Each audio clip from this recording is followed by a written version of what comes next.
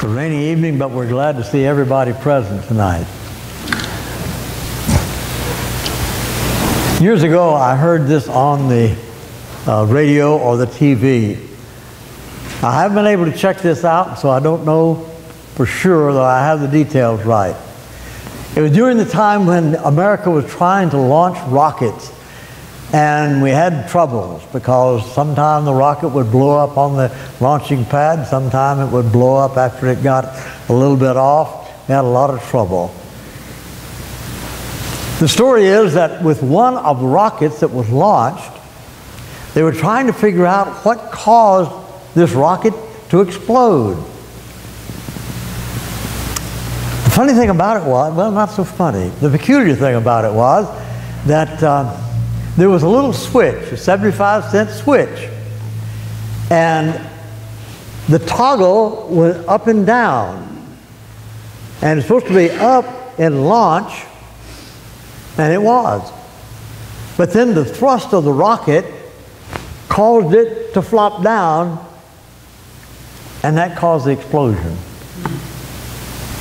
Now, like I said, I was not able to check that story out. It was on the radio.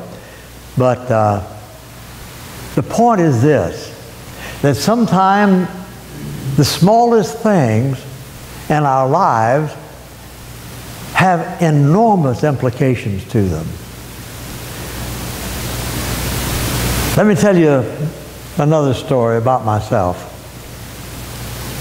When I was in high school, my parents went off to Georgia to see my at Alabama rather, to see my uncle, my father's brother, and left us kids at home with our grandmother. And when they got back, they were telling us all about what happened and what they did and all this sort of thing. And so my mom mentioned one thing that just kind of in passing. Well, your cousin Walter, he'd been going to a military school for the last year, and he really enjoyed it. And my uncle said, "You reckon Jack would like to go?" And she said, "I don't think you'd like to do that, would you?" And I said, "I don't know, maybe I would." And I did. And I spent the last year of my high school days at Columbia Military Academy. Well, what is important about that is this. That little conversation, quite literally, folks, changed my whole life. Absolutely changed my whole life. Because here's what happened. My roommate had a brother who went into the Merchant Marine. He got me interested in the Merchant Marine, and that's the way I ended up in the Merchant Marine myself. If I hadn't gone there, I would never have even known anything about the U.S. Merchant Marine Academy or anything like this at all. And because of that, everything in my life would have been changed so much, or so many things in my life would have been changed so much. It all came from a little conversation of just a few words. Now, there's a lady that I know in Camarillo. She's a member of the Camarillo Church of Christ. She had some very, very difficult physical problems. The physical problem that she had, and maybe some of you are familiar with this, I was not until this came up, a hypothalamus. You know what the hypothalamus is? It's a gland. But it's a gland, it's very, very small. But it controls all kinds of things, and there's 7 little parts to this hypothalamus gland. How big do you think that gland might be?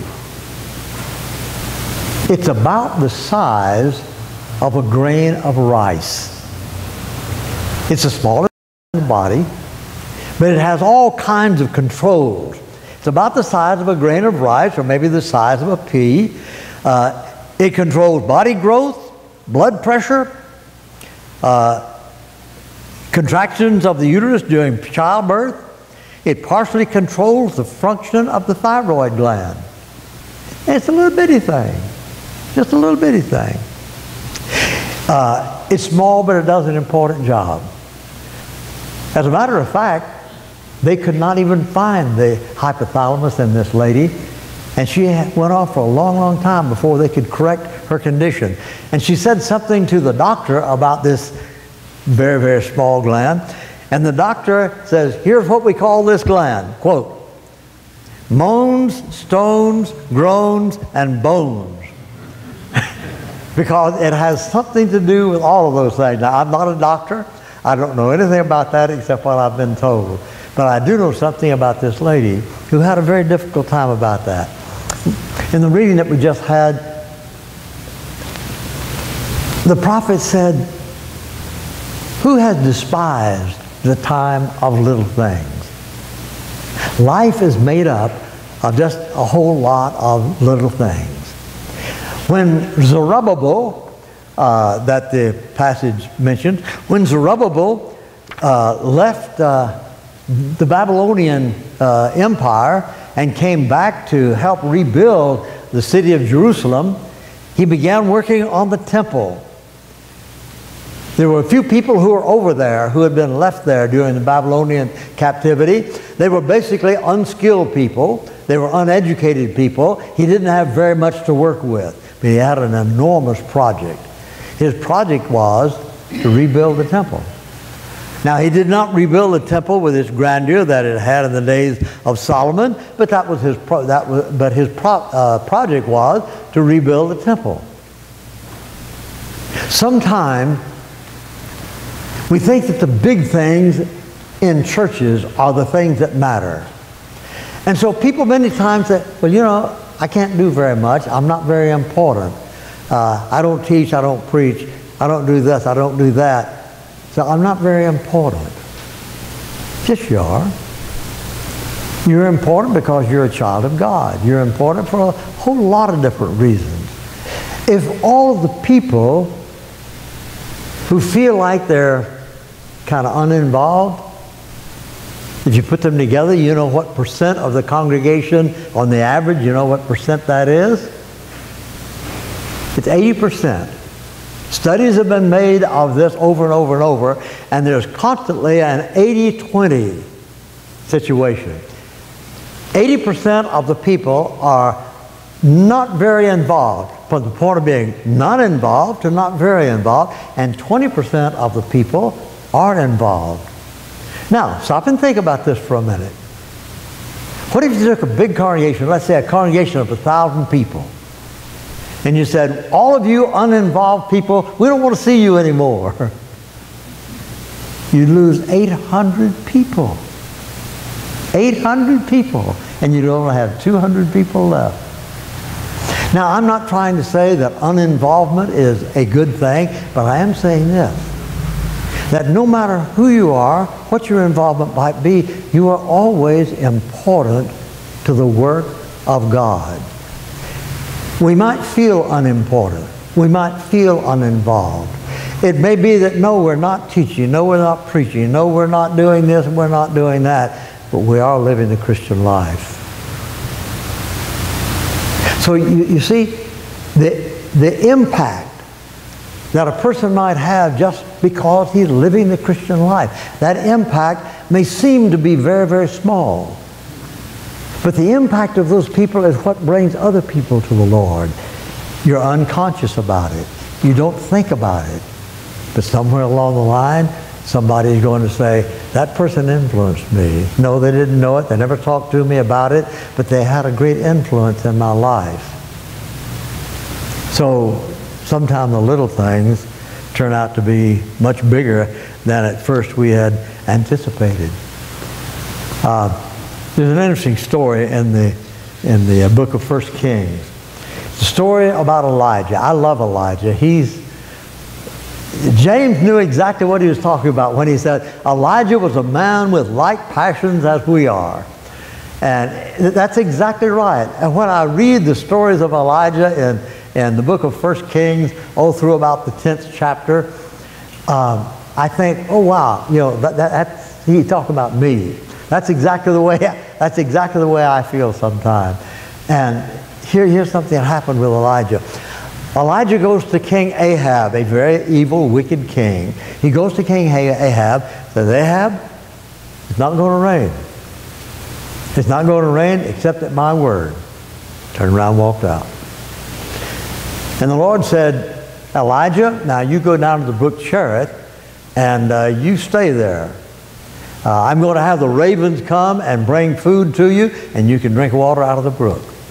Well, he did that, and after a while the brook dried up because there was no rain. And so he had to move, and he went to up to Zarephath, and he stayed with a widow there and helped her, and she helped him.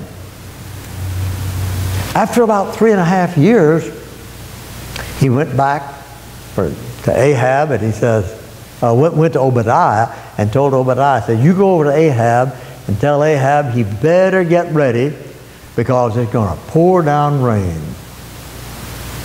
Well, Obadiah didn't want to go at first, but he finally went. But while Obadiah was making his way over to Ahab, Elijah went over here, toward the sea, and he looked out over the sea, and he sent Obadiah out there. He sent a servant out there. Said, what do you see out there? He came back and said, I don't see anything at all. He said, go out again. He came back, I still don't see anything.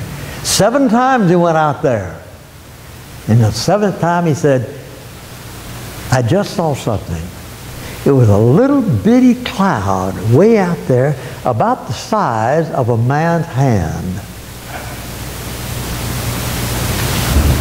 Elijah says it's going to rain. It's going to rain. I heard someone say one time, the size of God's plan is the size of a man's hand. Okay? So, it did. It started raining, and that's what Elijah had said was going to happen. But the point of this is, if I see a little cloud out there the size of a man's hand, no, I don't think too much about, oh, we're going to have a big rainstorm, huh? No, I don't think in those terms. But Elijah, through the revelation that God gave him, Elijah saw that in this cloud there is the fulfillment of God's purpose. And so, no matter, even if the cloud was very, very small, he saw God can work through this very, very small cloud. I don't know what your ability is. I don't know what your gift from God is. I don't know what you can do, what you can't do. But I do know this, that somewhere along the line, there are things you can do that God can use. I remember a lady one time, we were talking about this in a class, and I just asked her, I said, what do you like to do? She said, well, to tell you the honest truth, I like to bake. I really enjoy cooking. Well, I just opened up a whole bunch of stuff about how can God use a good cook, okay? How can God use a good baker? Well, there are all kinds of ways, and every one of us has something that we can do that if we just stop and think, we can see God can use that. I know I might not have the ability to be a baccalaureate Baxter. I never would. I never will. I never could. I might not have the ability to have the scholarship that Frank Pack had. 2 people that were very influential in my life, but I will never attain that. That doesn't mean that I sit down and do nothing. It means that I use whatever I have. And so whatever you have, we need to use that to the glory of God. I think one of the things that congregations, one of the problems that congregations have nowadays is trying to find out what are the gifts in that congregation. After the first of the year, we're going to go back to the things that we listed, you know, and we're going to begin implementing some of those things that were listed back when we had our congregational meeting, so that we can see how all of us can be involved in doing some things that we are very capable of doing. Well, there are some other things along this line. I'm not trying to say that everybody can do a certain job, But I am trying to say everybody can do some job. I want you to turn, if you will, to the book of James, to the 5th chapter. Excuse me, to the 3rd chapter, the 5th verse. Well, I'll tell you what, let's do. Let's just begin at the 1st verse, and we'll read a few verses together there. I'm reading out of the New International Version, so the wording will be a little different, but the sense is the same.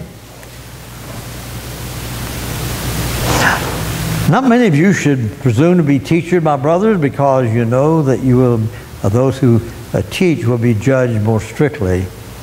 We all stumble in many ways. If anyone is never at fault in what he says, he is a perfect man, able to keep his whole body in check. When we put the bits in the mouths of horses to make them obey us, we can turn the whole animal. Or take the ships for an example. Although they are so large and they are driven by strong winds, they are steered by a very small rudder wherever the pilot wants to go. Likewise, the tongue is a small part of the body, but it makes great boasts. Consider how great a forest is set on fire by so small a spark. The tongue also is a fire, a world of evil among our parts of the body. It corrupts the whole person, sets the whole course of life on fire, and is itself a fire. All kinds of animals and birds and reptiles and creatures of the sea are being tamed and have been tamed by man, but no man can tame the tongue. It's restless evil. It's full of deadly poison. With the tongue we praise our Lord and Father, and with it we curse men who have been made in God's likeness. Out of the same mouth come praises and cursings. My brothers, this ought not to be. Can both fresh water and salt water come from the same spring? My brothers, can a fig tree bear olives? Can a grapevine bear figs? Neither can salt spring produce fresh water. That's the longest passage that I know of in the Bible on the subject of the tongue. It gets us in all kind of trouble, doesn't it? To one person it says, I love you, and to another person it curses. Well, of course, it's controlled by our minds. We all know that. But the tongue is, like he says, it's full of deadly poison. At Peabody College in Nashville, Tennessee, one of the students over there told me that, in the psychology department, physiological psychology, they had a big picture of a person. The funny part about this, and there's some kind of name for this, I don't know what it is, but the funny part about this was that every part of the body was drawn in proportion, size-wise, in proportion to the amount of use of that part of the body. So the little toe was almost non-existent. You know where I'm going. What do you think the biggest thing on the whole picture was? It was the tongue. This fellow who told me about this, he said the tongue just sticks way out like this, you know, and the little toe, you can't hardly find it. Well, the whole idea is that here is something very, very small that we use all the time. More than any other part of the body, the tongue is used. It's more active than the arms, the legs, the hands, the feet, or whatever. And yet, it gets out of control so easily. Sometimes people say, bridle your tongue. You know, he gave you a tongue lashing. That doesn't mean that he licked you. By the way, that means, you know exactly what that means. It means it really gave you, he read you the right act. But this whole thing, it's such a little member, but it says so much about one's life. People say sometimes, I'm not important, my job's not important. And yet at the same time, Jesus says the one who is last will be first, and the one who is first will be last. When Jesus chose the apostles, he did not put an ad in the local paper and say, help wanted, and here are the qualifications. When Jesus chose the apostles, he didn't go to the universities. Where'd he go? The common ordinary people like you and me. What if Jesus came to you and said, I want you to be one of my 12? Most of us would probably say, but Lord, I'm not qualified. I'm not a good this or that or the other, and I just don't think I would fit. You know what Jesus did? He went out, he collected it. Here's a couple of fishermen over here, he got them. Here's a couple more fishermen, got them. Here's a tax collector, he got him. And here's a man who is a member of the zealot party, he got him. And he picked these men and so forth. But here's the key to it. He spent 3 years with them. Very, very close association with them. For 3 years, they lived, they ate, they slept. They inquired, they talked, they discussed things about Christ and his kingdom. No, they didn't understand the whole thing. But you see, Jesus took people who seemed to have so little ability. He took people who seemingly had no education. But he made something out of them that literally turned the world upside down. By the way, let's look at Jesus himself. When he was born, Herod tried to kill him. His parents took him away. How long they stayed in Egypt, we don't really know. But when he came back, he grew up in a small town. He didn't attend the theological seminary of the day. He didn't have any education with the rabbis or anything like that. But his mom and dad taught him. And the synagogue where he lived, they taught him. And you know, he was not a big shot, okay, in his day. He was not a big shot at all. He was a controversial figure who really, it seemed like that he was a man who had no future at all, theologically. But somehow or another, because of the life that he lived and the teaching that he brought, the whole world is a different place as a result of that. And when they were describing it in the book of Acts, one group of people said, oh, these fellows who have just turned the world upside down, they've come here also. So what I'm trying to say is that whatever your job is, whatever you do, how insignificant you might feel that it is or you are, God has a place. God has a place for you. He can use you if you're willing to be used. Now, congregations have, I think, the problem of trying to find out who in the congregation can do this or that or the other. But when we're called on to do something, whatever your hand finds to do it with all your might, Proverbs says. And so the little things, no matter how small they are, the little things make a tremendous difference in the lives of all of us. Jesus never made the headlines in the newspaper. He was never on TV. Jesus was not a holder of political office. Jesus never ran for an election. Jesus' life was not the life of an educator. And yet, because of what he did, Jesus turned the world completely around. Jesus made this statement: a person who is faithful in a very little will be faithful in much. The person who is unfaithful in very little will be unfaithful in much. So, are you a person of integrity? Well, sometimes I lie about little things. Lying about little things is the introduction to what? Lying about big things. When we learn to lie about the little things, lying about big things is a little bit easier. On the other hand, being a person of integrity and telling the truth about the little things helps us to learn to tell the truth about the big things.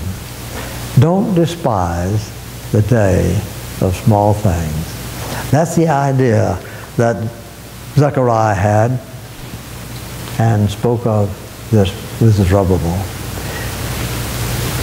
If you have reason this evening for responding to the invitation of Christ, we're going to sing an invitation song, and you're invited to respond. Let's stand and sing, please.